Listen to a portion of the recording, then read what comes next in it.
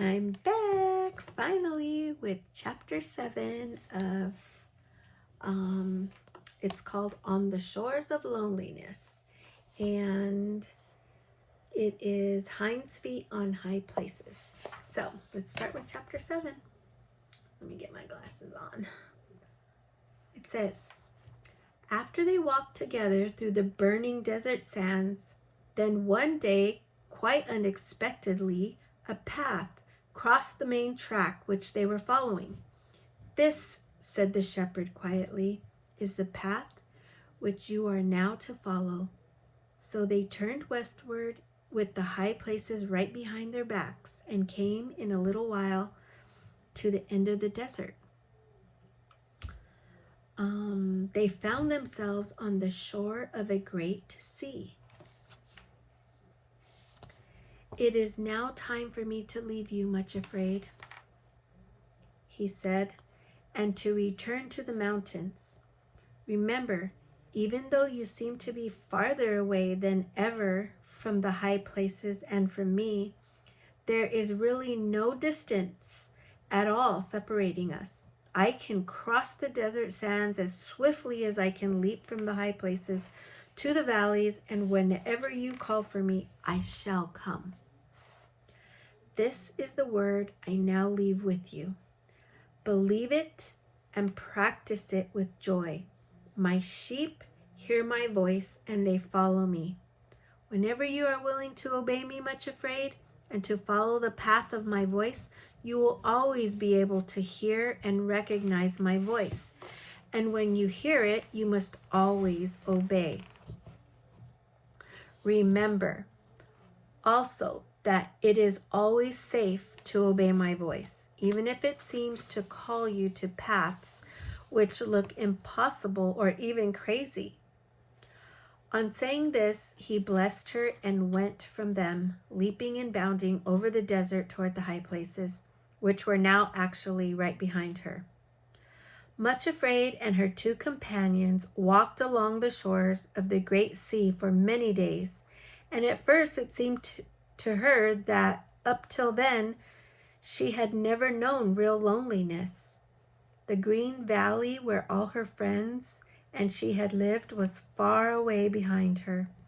Even the mountains were out of sight, and there seemed to be nothing in this whole wide world but the endless sandy desert on one side and endless sea moaning drearily on the other. Nothing grew there, neither tree nor shrub or even grass, but the shores were scattered with broken driftwood and with great tangled masses of brown and shriveled seaweed. Nothing lived in the whole region save the seagulls wheeling and crying overhead and the crabs scuttling across the sand in their burrows. At intervals, too, an icy wind came shrilling across the billows, stabbing sharply as a knife. In those days, Much Afraid never let go the hands of her two companions, and it was amazing how swiftly they helped her along.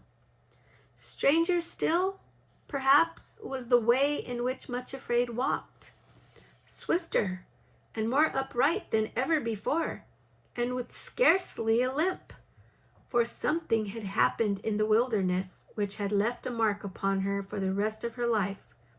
It was an inner and secret mark, and no one would have noticed any difference outwardly, but all the same a deep inner change had taken place which indicated a new stage in her life.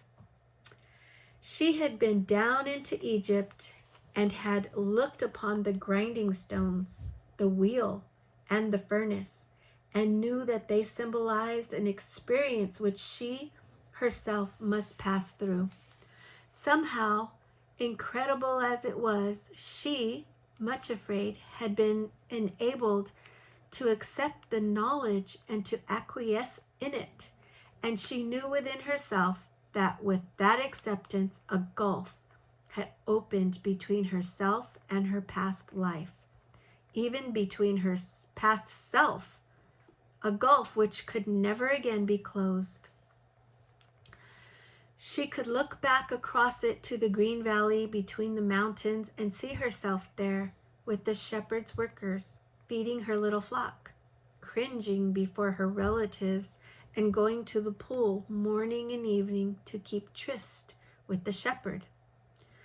But it was looking at somebody else together, and she said to herself, I was that woman, but am not that woman now. She did not understand how it happened, but what the shepherd had said had come to pass in herself. For those who go down into the furnace of Egypt and find there the flower of acceptance, come up changed and with the stamp of royalty on them.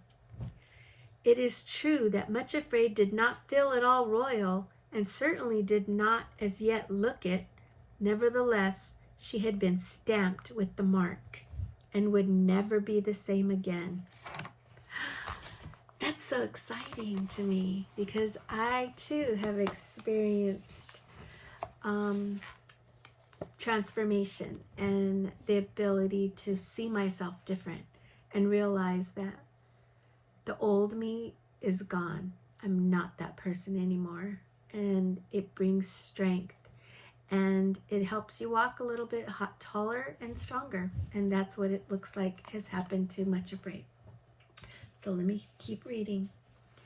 Therefore, though she went with sorrow and suffering day after day along the shores of the great sea of loneliness, she did not go cringingly or complainingly.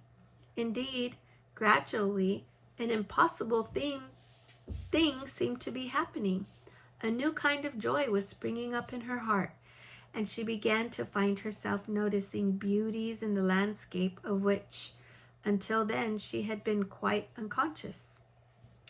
Her heart often thrilled with an inner ecstasy when she caught sight of the sun shining on the wings of the wheeling seagulls, making them gleam as dazzling white as the snow on the peaks of the far-off high places.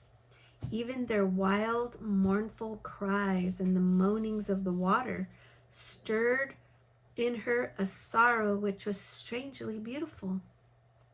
She had the feeling that somehow, in the very far-off places, perhaps even in far-off ages, there would be a meaning found to all sorrow and an answer too fair and wonderful to be as yet understood. Often, too, she found herself laughing aloud as she watched the antics of the funny little scuttling crabs. When the sun shone brightly, as it did at times, even the gray, dreary sea was transformed into a thing of surpassing beauty, with the light gleaming on the curving green breakers and the foaming spray, and the horizon blue as a midnight sky. When the sun thus shone on the wild wastes of waters, it seemed as though all their sorrows had been swallowed up in joy. And then she would whisper to herself, when he hath tried me, I shall come forth as gold. Weeping may endure for a night, but joy cometh in the morning. One day they came to a place on the shore where were high cliffs and great rocks scattered all about. In this place they were to rest for a time, and while there, Much Afraid wandered off by herself. After climbing the cliff, she found herself looking down into a lonely little cove, completely enclosed on 3 sides by the cliffs, and with nothing in it but driftwood and stranded seaweed. The chief impression it made upon her was its emptiness. It seemed to lie there like an empty heart, watching and longing for the far-off tide which had receded to such a distance that it could never again return. When, however, drawn by an urge to revisit the lonely cove, Much Afraid went back to the same spot some hours later, and it was all changed. The waves were now rushing forward, and the strength of a high tide urging them onward. Looking over the edge of the cliff, she saw that the cove, which had been so empty, was now filled to the brim. Great waves, roaring and laughing together, were pouring themselves through the narrow inlet and were leaping against the sides, irresistibly taking possession of every empty niche and crevice. On seeing this transformation, she knelt down on the edge of the cliff and built her third altar. "Oh, my Lord," she cried, "I thank thee for leading me here. Behold me, here I am, empty as was this little cove, but waiting thy time to be filled to the brim with the flood tide of love." Then she picked up a little piece of quartz and crystal which was lying on the rocky cliff and dropped it beside the other memorial stones in the little bag which she carried with her. It was only a short time after the building of that new altar that her enemies were all upon her again. Far away in the valley of humiliation, her relatives had been awaiting the return of Pride with his victim. But as time passed and he did not return, and Much Afraid did not reappear, it became obvious that he must have been unsuccessful in his undertaking and was too proud to admit it. They decided that reinforcements must be sent as soon as possible before Much Afraid could reach the really high places and be altogether beyond their reach. Spies were sent out who met Pride and brought back word that Much Afraid was nowhere on the mountains, but as far away on the shores of the Sea of Loneliness. She was going in quite a different direction from the mountains altogether. This was unexpectedly delightful and encouraging news, and quickly suggested to them that the best reinforcements to be sent to the help of Pride. There was complete unanimity in deciding that resentment, bitterness, and self-pity should hurry off at once to assist in bringing back Much Afraid to her eagerly awaited relatives. Okay, so they're going to send those relatives named resentment, bitterness, and self-pity. Wow.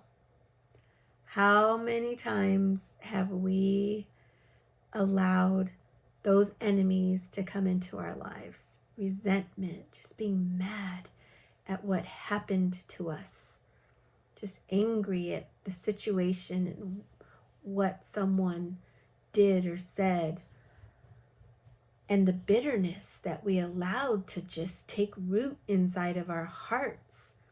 It just ate at us. It just kept us from peace, from love, from true love and freedom. And self-pity, feeling just so sad that it was just not right. It was unjust. Poor me. How could anybody do that to me or say that about me? Or they don't know. Boy, those three enemies can really do a job on us. So let's see what happens when they try to go after Much Afraid. Off they went to the shores of loneliness, and Much Afraid now had to endure a time of really dreadful assaults. It is true that her enemies soon discovered that this was not the same Much Afraid with whom they had to deal. They could never get within close reach, because she kept so near to sorrow and suffering and accepted their assistance so much more willingly than before. However, they kept appearing before her, shouting out their horrid suggestions and mocking her until it really seemed that wherever she went, one or another popped up. There were so many hiding places for them among the rocks, and hurled their darts at her. "I told you so. Pride would shout viciously. Where are you now, you little fool?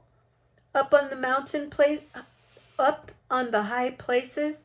Not much. Do you know that everyone in the valley of humiliation knows about this and is laughing at you? Seeking your heart's desire, eh? And left abandoned by him? Just as I warned you, on the shores of loneliness. Why didn't you listen to me, you little fool? Then resentment would raise his head over another rock. He was extremely ugly to look at, but his was a horribly fascinating ugliness. Sometimes Much Afraid could hardly turn her eyes away when he stared at her boldly and shouted, You know, Much Afraid, you act like a blind idiot. Who is this shepherd you follow? What sort of a person is he to demand everything you have and take everything you offer and give nothing in return but suffering and sorrow and ridicule and shame? Why do you let him treat you like this? Stand up for yourself and demand that he fulfill his promise and take you at once to the high places. If not, tell him that you feel absolved from all necessity to follow him any longer. Then bitterness would break in with his sneering voice. The more you yield to him, the more he will demand from you. He is cruel to you and takes advantage of your devotion.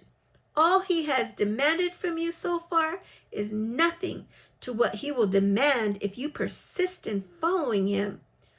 He lets his followers, yes, even women and children, go to concentration camps and torture chambers and hideous deaths of all kinds. Could you bear that, you little whiner? Then you'd better pull out and leave him before he demands the utmost sacrifice of all. Sooner or later, he'll put you on a cross of some sort and abandon you to it. Self-pity would chime in next, and in some dreadful way, he was almost worse than any of the others. He talked so softly and in such a pitying tone that Much Afraid would feel weak all over. Poor little Much Afraid, he would whisper. It is too bad, you know. You really are so devoted, and you have refused him nothing, absolutely nothing. Yet, this is the cruel way in which he treats you? Can you really believe when he acts towards you like this, that he loves you and has your real good at heart? How can that be possible? You have every right to feel sorry for yourself. Even if you're perfectly willing to suffer for his sake, at least other people ought to know about it and pity you instead of misunderstanding and ridiculing as they do. It really seems as though the one you follow takes delight in making you suffer and leaving you to be misunderstood. For every time you yield to him, he thinks up some new way of wounding and bruising you. That last remark of self-pity's was a mistake, because the word bruising suddenly reminded Much Afraid of what the shepherd had said when they stood together on the threshing floor in the pyramid. Bread corn is bruised, he had said, but no one threshes it forever, only till it is ready to be made bread for others. Oh, this also cometh forth from the Lord of hosts, who is wonderful in counsel and excellent in working. Isaiah 28:28 and 29. When she thought of this, to self-pity's dismayed astonishment, Much Afraid actually picked up a piece of rock and hurled it at him. And as he said afterwards to the other three in an aggrieved tone of voice, "If I hadn't ducked and bolted like a hare, it could have laid me out altogether, that little vixen." But it is exhausting to be assaulted day after day with suggestions like these, and while sorrow and suffering were holding her hands, naturally Much Afraid could not cover her ears, so her enemies were really able to give her a dreadful time. At last things came to a crisis. One day, when her companions actually seemed to be sleeping for a little while, Much Afraid unwarily wandered off alone.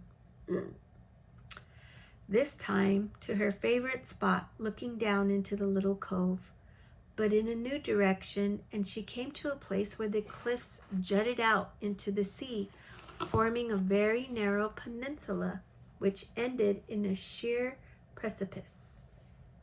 When she reached the end of this promontory, she stood looking out over the endless expanse of sea, and suddenly found, to her horror, all four of her enemies approaching and closing in on her. That already she had become a different person was then quite apparent, for instead of nearly fainting with fright at their approach, although she did look very pale and frightened, she actually seized a stone in each hand, and putting her back against a great rock, prepared to resist them to the limit of her strength. Fortunately, the place was too narrow for all four to approach together, but Pride put himself in front of the others and stepped toward her, holding a strong cudgel. "You can put down those stones, Much Afraid," said he savagely. "There are four of us here, and we mean to do as we please with you now that you are in our power. You shall not only listen to us, but shall go with us." Much Afraid lifted her face toward the seemingly empty sky, and with all her strength called out, "Come to my deliverance, and make no tarry, O my lord." To the horror of the four ruffians, there was the shepherd himself, leaping toward them along the narrow promontory, more terrible than a great mountain stag with thrusting horns. Resentment, bitterness, and self-pity managed to hurl themselves flat on the ground and edge away as he bounded toward the place where Pride was seizing hold of Much Afraid. Catching him by the shoulders, the shepherd spun him around, lifted him in the air, where he uttered a loud, despairing shriek, and then dropped him over the edge of the cliff into the sea. "Oh, shepherd," gasped Much Afraid, shaking with relief and hope. "Thank you. Do you think Pride is really dead at last?" "No," said the shepherd. "It is most unlikely." He glanced over the cliff as he spoke and caught sight of Pride swimming like a fish toward the shore, and added, "There he goes. But he has had a fall today which he will not forget, and I fancy he will limp for some time to come." As for the other three, they have made off into some hidden place and are not likely to trouble you again in the same way now that they realize that I am within a call. "Shepherd," asked Much Afraid earnestly, "tell me why I nearly got into Pride's clutches again, and why resentment, bitterness, and self-pity have been able to pester me for so long in this dreadful way. I did not call you before because they never dared to come close to me or make a real attack, but they have been lurking around all the time and making their horrible suggestions, and I couldn't get away from them. Why was it?" "I think," said the shepherd gently, that lately the way seemed a little easier and the sun shone and you came to a place where you could rest. You forgot for a while that you were my little handmaiden, acceptance with joy, and were beginning to tell yourself it was really time that I led you back to the mountains and up to the high places. When you wear the weed of impatience in your heart instead of the flower, acceptance and joy, you will always find your enemies get an advantage over you. Much Afraid blushed. She knew how right he was in his diagnosis. It had been easier to accept the hard path and to be patient when the sea was gray and dull than now, when the sun shone and everything else around looked bright and happy and satisfied. She put her hand in the shepherd's and said sorrowfully, "You are quite right.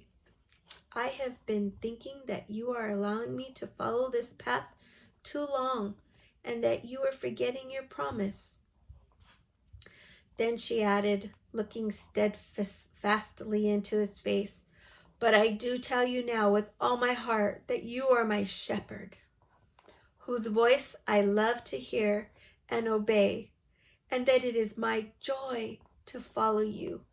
You choose, my Lord, and I will obey." The shepherd stooped down and picked up a stone which was lying beside her feet and said, smiling, "Put this in your bag with the other stones as a memorial of this day when for the first time you saw pride toppled over before you, and of your promise that you will wait patiently until I give you your heart's desire." Wow, I love it. Every chapter is so rich and so full of life lessons.